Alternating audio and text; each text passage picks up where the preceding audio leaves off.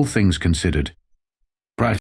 Lieutenant Jack Novak had been having a decent day right up until the moment he'd been ordered to rescue 17 Prill diplomats from the grasp of Kargan extremists. The universe, with its twisted sense of humor, had decided that was the perfect moment for things to go spectacularly sideways. What do you mean you used what as a distraction? General Rodriguez's voice boomed through the con, a mixture of disbelief, and the particular tone reserved for soldiers who've either done something brilliant or something court-martial worthy. The line between those two was often blurrier than military brass liked to admit.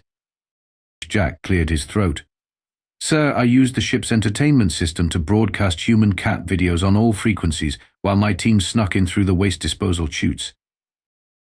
The silence that followed could have filled a black hole.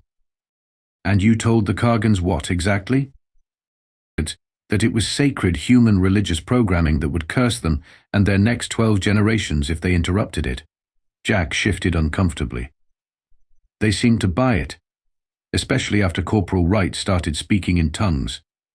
Did you know she can make her eyes roll back independently? It's impressive, really. 3 days later, footage of Lieutenant Novak's squad crawling through literal alien garbage, while Kargan extremists sat transfixed by videos of Earth cats knocking items off shelves, had gone viral across 17 star systems. The Prill diplomats, safely rescued without a single casualty, gave particularly glowing testimonials about Corporal Wright's improvised curse dance, which apparently involved the Macarena and something suspiciously similar to the chicken dance. The galactic community was not amused. The human soldier told my captors that small furry Earth predators hold mystical powers, and convinced them that watching these creatures would grant them immunity from human weapons. Ambassador Prill VA testified before the hastily assembled Interstellar Court. His gelatinous form quivered with indignation, the translator struggling to keep up with his rapid color changes. Judge Hextora, a 7-limbed mantid with the patience of an asteroid and the temperament of a supernova, clicked her mandibles irritably. And what was the human command's response to this approach? The human representative, Ambassador Keisha Washington, maintained an admirably straight face. Lieutenant Novak has received a formal commendation for creative problem-solving in a crisis situation. 0 casualties, successful extraction, minimal property damage. By our standards, it was textbook. Textbook. Judge Hextora's antennae twitched violently. He convinced a group of armed extremists that Earth felines possess mystical powers. Ambassador Washington shrugged. They do. Have you ever tried to get a cat off your keyboard when you're working? Mystical powers of annoyance. At minimum. The resultant outrage from the assembled delegates required a 3-hour recess, during which Lieutenant Novak was brought in to explain himself. With all due respect, Your Honor, Jack said with the particular tone that military personnel throughout history have used when they meant absolutely no respect whatsoever, I had 17 diplomats to extract. Limited personnel. And only the resources available on my ship. The Kargans are known to be superstitious about unfamiliar species. It seemed like a reasonable approach. You lied about your planet's dominant religion. No, I implied. There's a difference, and technically, internet cat worship is a religion to some humans. Judge Hextora's left eye began to twitch, a phenomenon that would later be diagnosed as the first recorded case of a mantid stress response specifically induced by human logic. The Interstellar Court took exactly 47 hours to deliberate, which was 46 hours and 59 minutes longer than it took most of them to form an opinion. The resulting proclamation was read by Judge Hextora, whose eye twitch had developed a concerning rhythm. The court recognizes that human military tactics, while unorthodox, objectionable, and frequently alarming, have proven effective in situations where conventional approaches have failed. She paused, mandibles clicking in what xenopsychologists later identified as the mantid equivalent of grinding one's teeth. However, the court cannot in good conscience allow humans to continue serving in interspecies military operations without some form of oversight. Ambassador Washington raised an eyebrow. We've been following the rules of engagement to the letter. You follow the literal words while violating the spirit so thoroughly it's practically necromancy, Judge Hextora snapped. Therefore, this court mandates that all human military personnel undergo comprehensive psychological evaluation before being cleared for service in interspecies operations. The ruling sent ripples through the assembly. The Prill delegation wobbled in what appeared to be satisfaction. The Kargan representatives growled low in their throat pouches, still smarting from having been fooled by cat videos. The human delegation merely exchanged glances. The evaluations will be conducted by neutral, non-human specialists in xenopsychology, Judge Hextora continued. Failure to comply will result in immediate suspension of all joint military operations. As the delegates filed out, Ambassador Washington caught up with General Rodriguez. "Well, that could have gone worse," she murmured. "Could have gone better if Novak hadn't been so damned creative," Rodriguez replied, though the corner of his mouth twitched upward. "Any idea who they'll send to evaluate our troops?" "Someone who has no idea what they're getting into," Washington replied with a smile that would have made Judge Hextora's eye twitch accelerate to light speed. "I almost feel sorry for them." Back at Earth Central Command, the news was received with the type of eye rolling usually reserved for mandatory sexual harassment training and nutrition briefings about the dangers of consuming nothing but coffee and energy bars during field operations. Psychological evaluations? Lieutenant Novak read from his datapad. "Because we're too creative at problem solving. Because you told an enemy force that cats are Earth's spiritual overlords," his commanding officer corrected. "Have you met cats? They basically are." The announcement of mandatory psychological evaluations spread through human military ranks with the speed of particularly juicy gossip. The general sentiment ranged from amusement to the particular brand of malicious compliance that military personnel have perfected over millennia of dealing with bureaucratic absurdity. E.T. "So," Corporal Wright asked, stretching out in the mess hall, "who do you think they'll send to figure out if we're crazy?" "Some poor academic who's never met a human before," Jack replied. "My money's on them having a complete breakdown by day 3. As it turned out, he was off by approximately 2 days and 17 hours. Dr. Quilzax arrived at Earth Central Command with the confidence of someone who had spent 3 decades studying theoretical human psychology without ever having met an actual human.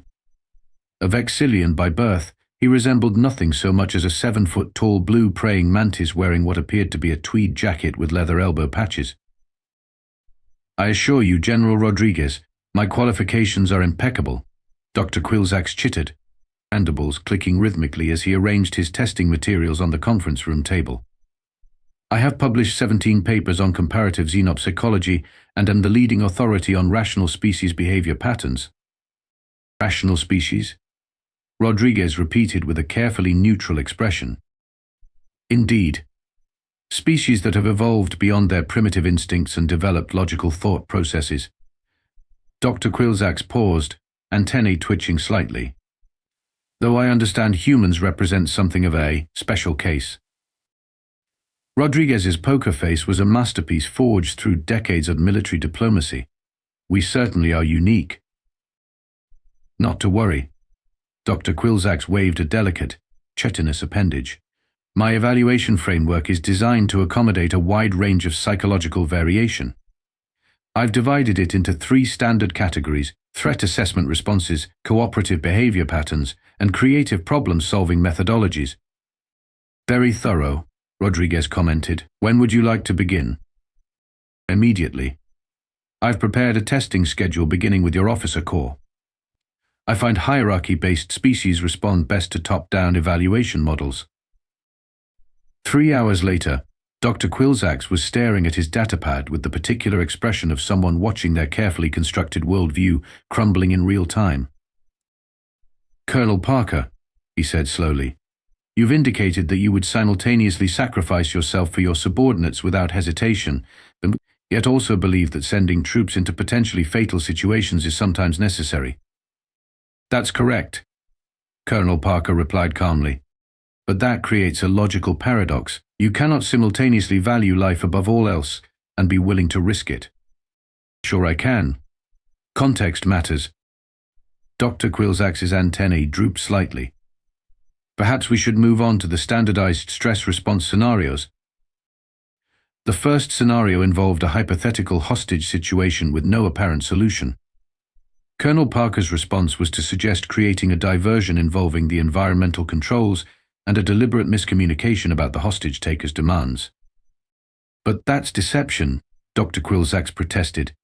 "It's creative problem-solving," Parker corrected. "Nobody gets hurt. And we achieve the objective."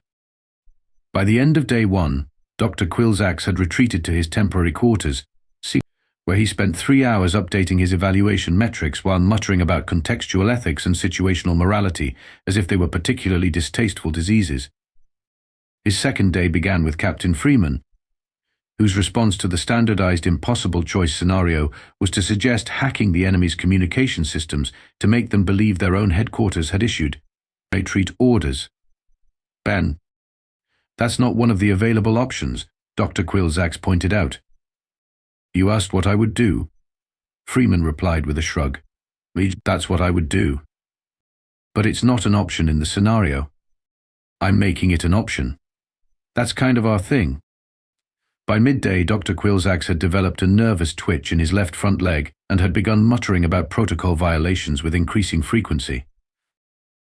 On day 3, Dr. Quilzax faced Lieutenant Jack Novak with the expression of someone who had accepted their fate but wasn't happy about it. "Lieutenant, your reputation precedes you," Dr. Quilzax said, mandibles clicking rapidly in what human xenolinguists had categorized as stress chittering. "All good things, I hope," Jack replied with a grin that did nothing to ease the alien psychologist's anxiety. "That would depend entirely on one's definition of good," Dr. Quilzax replied. "Let's begin with the baseline moral reasoning assessment." The first question was straightforward. You discover a senior officer is stealing supplies.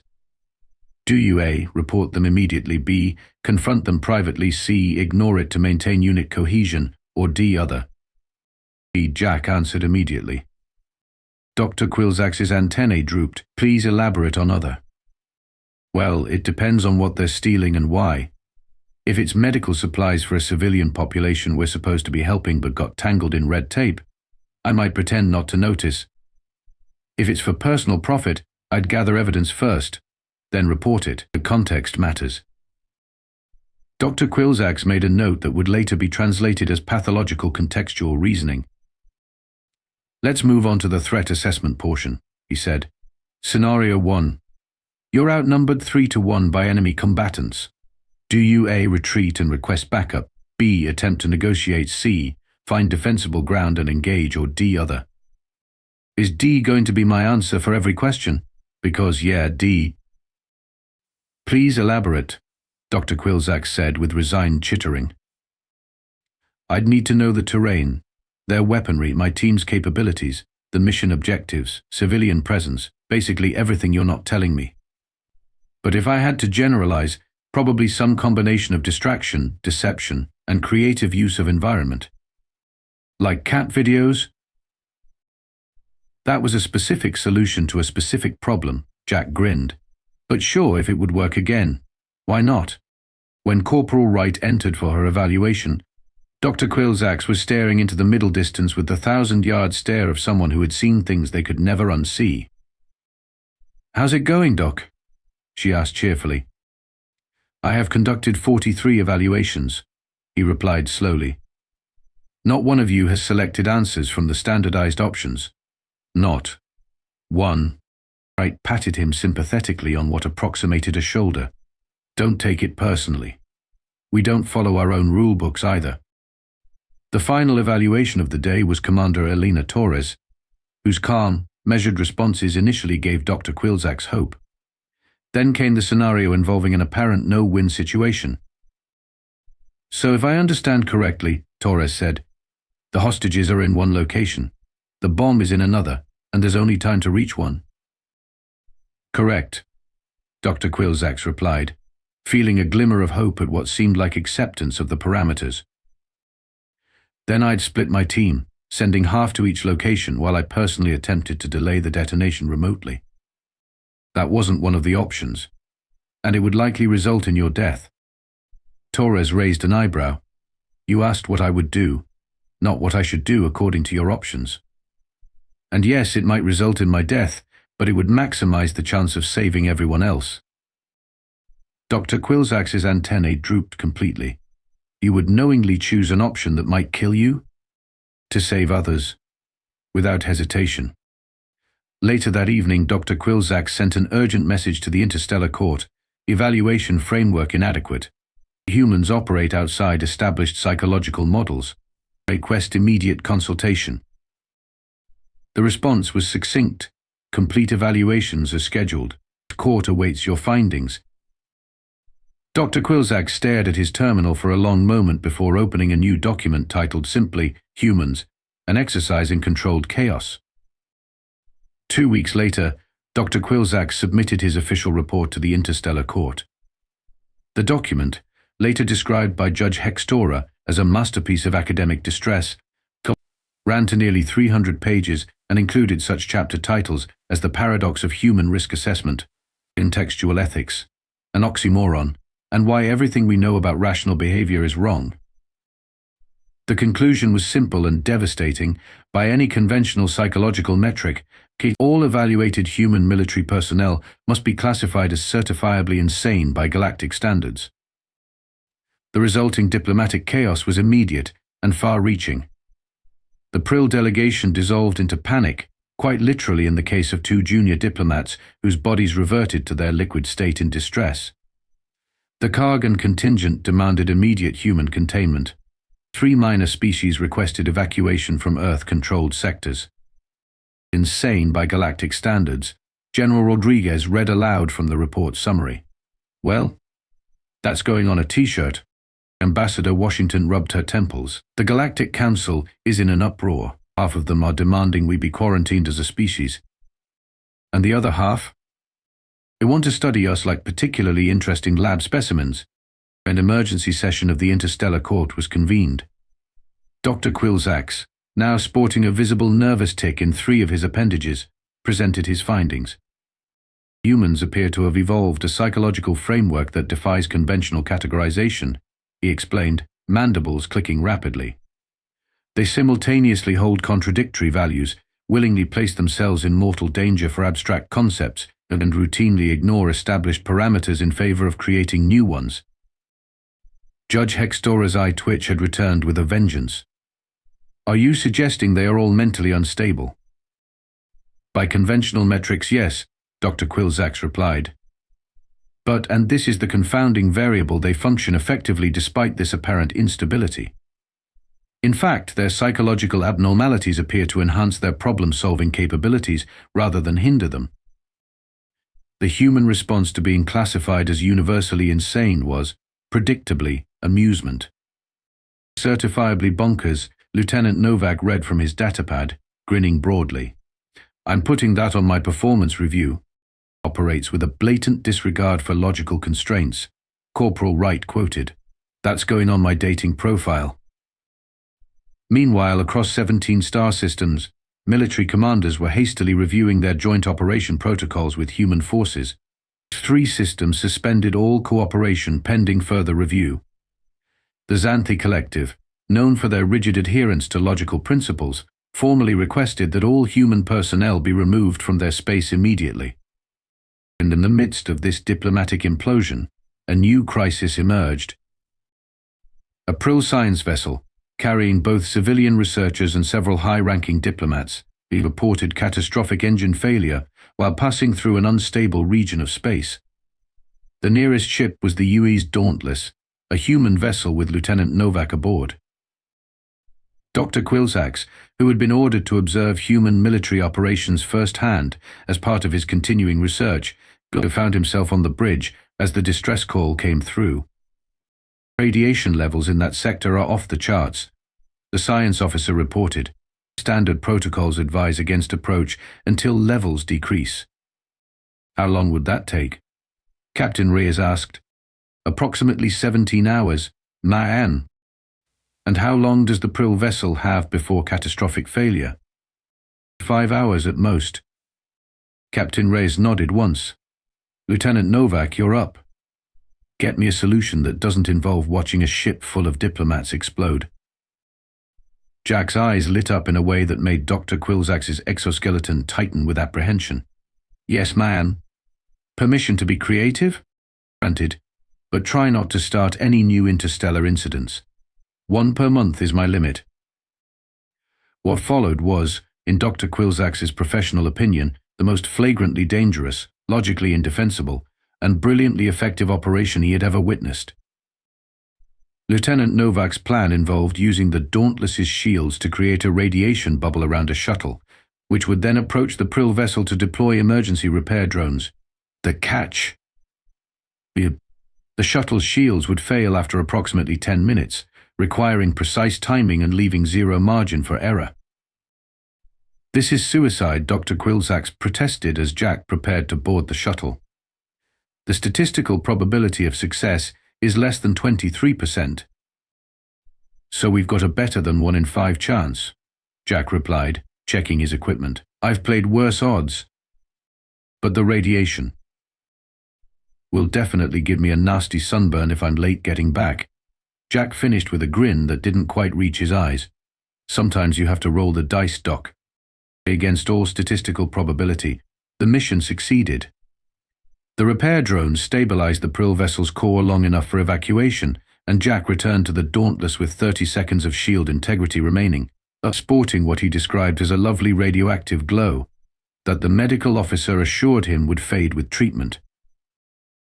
As the rescued Prill diplomats boarded the Dauntless, one approached Dr. Quillsax.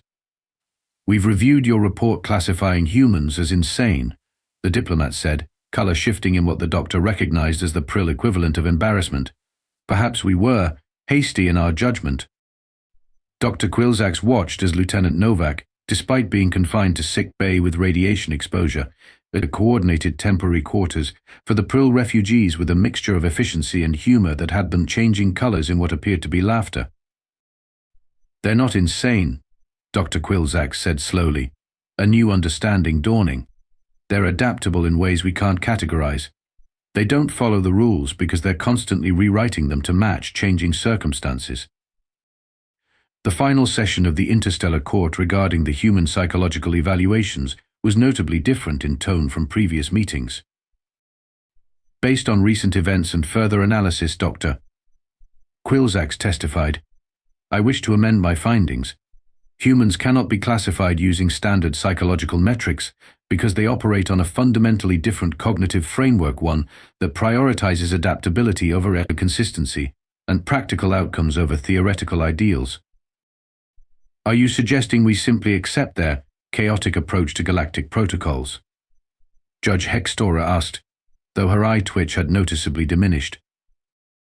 "I am suggesting," Dr. Quillsax replied carefully, "that what we perceive as chaos is actually a highly specialized form of order, one that evolves in response to circumstances rather than attempting to impose itself regardless of body context."